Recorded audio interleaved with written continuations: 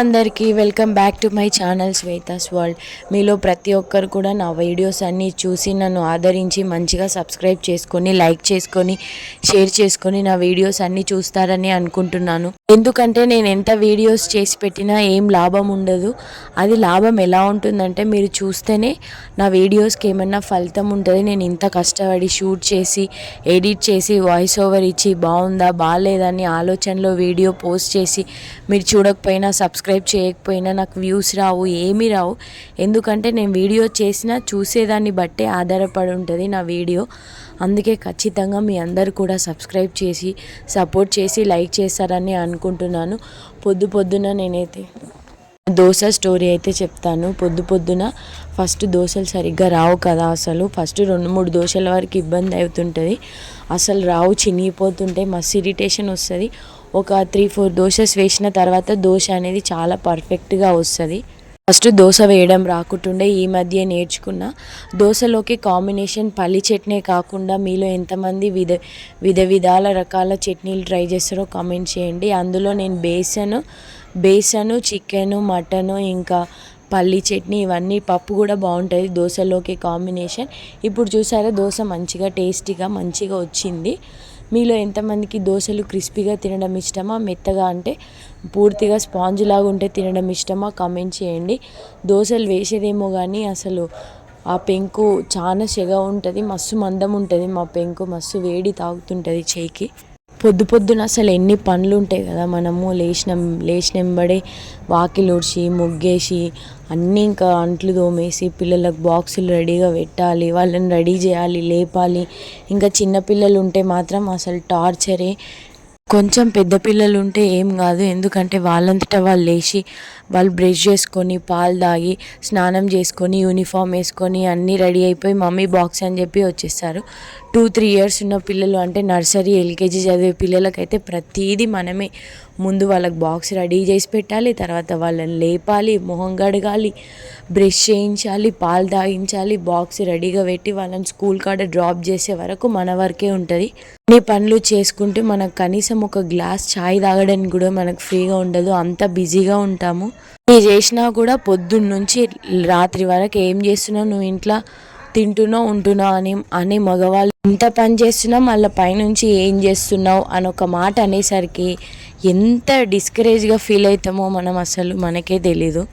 అసలు మనం ఈ పనంతా చేయకుండా మార్నింగే లేచి మనం రెడీ అయిపోయి, మనకు లంచ్ ప్రిపేర్ చేసుకొని ఒక దగ్గరికి జాబ్కి వెళ్తే మంత్లీ శాలరీ అన్న మనకు వస్తుంది. కానీ ఈ ఇంటి పని, పిల్లల పని, హస్బెండ్ పని, ఇవన్నీ హోమ్ పని అంటే చాలా పెద్ద పని. అసలు హౌస్ వైఫ్ వర్కే చాలా పెద్దది. మనం ఎక్కడ వర్క్ చేసినా మనకి ఎంతో కొంత పే చేస్తారు. కానీ ఇలా మనం హౌస్ వర్క్ ఎంత వర్క్ చేసినా మనకు పే చేయరు. మనకు పే చేయాలని ఏమి ఉండదు, కానీ మన వర్క్కి రెస్పెక్ట్ ఇస్తే చాలు, అంతే. ఇంత పని చేసినావు కదా, కొద్దిసేపు రెస్ట్ తీసుకో, ఎప్పుడు చేస్తూనే ఉంటావా, ఇంక ఇదే పని ఉంటుందా, నీకు ఒక్క నిమిషం కూడా ఊకుండవా ఇంట్లో అని హస్బెండ్ ఒక మాట అన్నాడంటే ఇంకా మనకు అదే చాలా అదృష్టంగా ఫీల్ అవ్వాలి. ఎందుకంటే నార్మల్గా కొంతమంది హస్బెండ్స్ ఎట్లుంటారంటే ఏం చేసినా వేస్ట్, నువ్వు అసలు ఎంత చేసినా ఏం లాభం, ఎంతో కష్టపడి అర్ధగంట సేపు గంట సేపు కూర చేస్తే ఏం బాగాలేదు, నీకు చేయనీకి రాదు, ఏం రాదంటే మనం ఎంత ఫీల్ అవుతాం. అలా ఫీల్ అవ్వద్దంటే అది బాగాలేకపోయినా బాగుందని చెప్పే హస్బెండ్స్ కొంతమంది, బాగాలేకపోతే నేర్పించే హస్బెండ్స్ కొంతమంది, బాగుంటే చాలా బాగుంది, చాలా బాగుందని పదే అనేవారు కొంతమంది. నాకు తెలిసి ఈ కాలంలో చాలామంది హస్బెండ్స్, వైఫ్స్ చాలా బాగానే ఉంటున్నారు. ఎందుకంటే ఆల్మోస్ట్ అందరూ ఎడ్యుకేటెడే. ఇంకా వైఫ్స్కి కూడా చాలామంది సపోర్ట్ చేస్తున్నారు బిజినెస్కి, అన్నిట్లోకి. కాకపోతే ఏడో కొంతమంది అయితే ఉన్నారు డిస్కరేజ్ చేసేవాళ్ళు.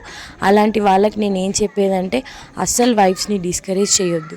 అసలు ఎంత వర్క్ ఉంటుందో, చిన్నపిల్లలు ఇంట్లో ఉన్న వాళ్ళకైతే ఇంకా 24 hours డ్యూటీలోనే ఉన్నట్టు ఉంటుంది, అస్సలు రెస్ట్ ఉండదు. వాళ్ళు పడుకున్నప్పుడు మాత్రమే మనం రెస్ట్ తీసుకోవాలి. కానీ వాళ్ళు పడుకున్నప్పుడు కూడా మనం ఏదో ఒక పని చేసుకొని, అమ్మో పిల్లలు వేసే పని చేయనీయరు అని చెప్పి పిల్లలు పడుకున్నప్పుడే మొత్తం పని చేసుకుంటాము. అసలు పొద్దున ఎంత టాస్క్ ఉంటుందో, పొద్దున లేచాక ఒకసారి ఊడవాలి, మళ్ళీ వంట మొత్తం అయిపోయాక ఒకసారి ఊడవాలి, మధ్యాహ్నం లంచ్కి మళ్ళీ పిల్లలు మెస్సి చేసే అప్పుడు రోజుకు 7-8 సార్లు ఊడ్చుకుంటూనే ఉండాలి. ఎందుకంటే నీట్గా ఉండడం ఇష్టం ఉన్న వాళ్ళు ఎప్పుడూ నీట్గా ఉండాలని చూస్తారు. కానీ పిల్లలు ఏం చేస్తాం, పిల్లలకి ఏం చెప్పలేం, వాళ్ళు చెప్తే వినరు. వాళ్ళకి తెలియని వయసు. ఇంకా వాళ్ళకు ఒక 4, 5, 6 ఇయర్స్ వచ్చే వరకు మనకి ఈ తిప్పలు అయితే తప్పవు. ఇంకేం చేస్తాం, పిల్లలంటే చాలా అసలు ఎంత సేఫ్, సెక్యూర్, ఎంత బాగా చూసుకున్నా వాళ్ళకి ఏదో ఒక దెబ్బ తగులుతూనే ఉంటుంది. కాబట్టి చాలా జాగ్రత్తగా చూసుకోవాలి. ఒక్కరు కాదు, ఇంట్లో ఉన్న ప్రతి ఒక్కరికి పిల్లలపైన రెస్పాన్సిబిలిటీ ఉంటేనే వాళ్ళు చక్కగా మంచిగా పెరుగుతారు. ఇంకా ఆ విషయాన్ని పక్కన పెడితే నా లంచ్ అయిపోయింది, నా టిఫిన్ అయిపోయింది, అన్ని పనులు అయిపోయినాయి.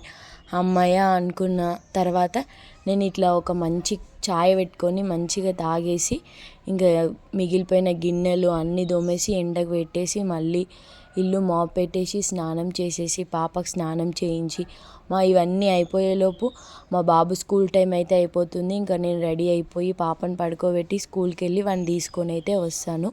అసలు చాలా పనులు ఉంటాయి ఇంట్లో ఉండి పిల్లల్ని పనులన్నీ మెయింటైన్ చేసుకుంటున్న ప్రతి ఒక్క అమ్మాయికైతే నిజంగా హ్యాట్స్ ఆఫ్. వాళ్ళు ఎవ్వరు లేకపోతే మనం అస్సలు ఉండలేము ఇల్లు. ఎందుకంటే ఇల్లు చూడబుద్ధి కాదు, వాళ్ళు నీట్గా వేస్తేనే మనం ఇంట్లో ఉండగలం. దేన్నైనా ఈదగలం కానీ సంసారం మాత్రం అస్సలు ఎవరి ఈదలేము. సంసారం అనేది ఒక సముద్రం లాంటిది. ఎంత డీప్కి వెళ్ళినా ఇంకా డీప్గా ఉంటూనే ఉంటుంది. ఇంట్లో పని కూడా అలాంటిదే. ఎప్పుడు ఏదో ఒకటి చేస్తున్నా ఇంకొక పని అనేది మిగిలిపోతుంటుంది. ఈ పని మళ్ళీ చేసుకుందామని ఒక 10 నిమిషాలు అట్లా న్యాప్ తీసుకున్నాం అనుకో, మళ్ళీ లేచినాక ఆ పని మొత్తం గంపెడైపోయి ఫుల్ ఓవర్ స్ట్రెస్ అయిపోతాము. అందుకే ప్రతి ఒక్కరు కూడా హ్యాట్స్ ఆఫ్. ఎవరు డిస్కరేజ్ అయితే అస్సలు చేయకండి.